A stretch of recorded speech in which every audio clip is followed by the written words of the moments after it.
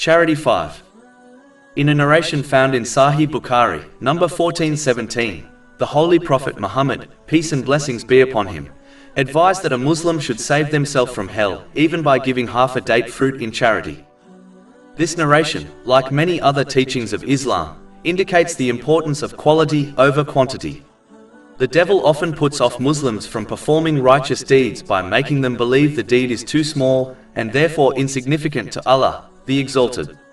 Unfortunately, even other ignorant Muslims often discourage others from certain righteous deeds, claiming they are insignificant and unnecessary. It is important for a Muslim not to fall for this trap and instead strive to perform all righteous deeds, big or small, as Allah, the Exalted, undoubtedly observes one's quality and judges people based on it.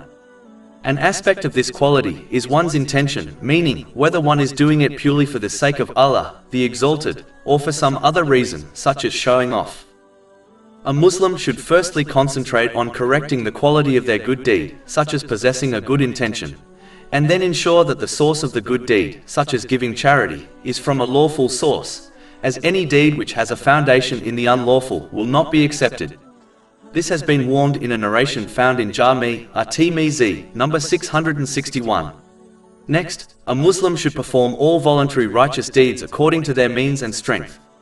The Holy Prophet Muhammad, peace and blessings be upon him, has made it clear in a narration found in Sahih Bukhari, number 6465, that the most beloved deeds to Allah, the Exalted, are the regular ones, even if they are considered small.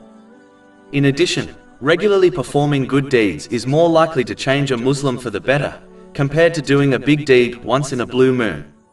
In respect to voluntary charity, a Muslim should donate regularly according to their means, even if it is a single pound, and firmly believe Allah, the Exalted, will turn this into a mountain of reward on Judgment Day.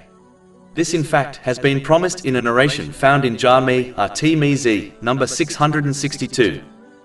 To conclude, a Muslim should concentrate on quality over quantity and perform all types of good deeds regularly, according to their means and strength. Over 400 free ebooks, audiobooks, infographics, podcasts and blogs available on our website, www.shakepod.com.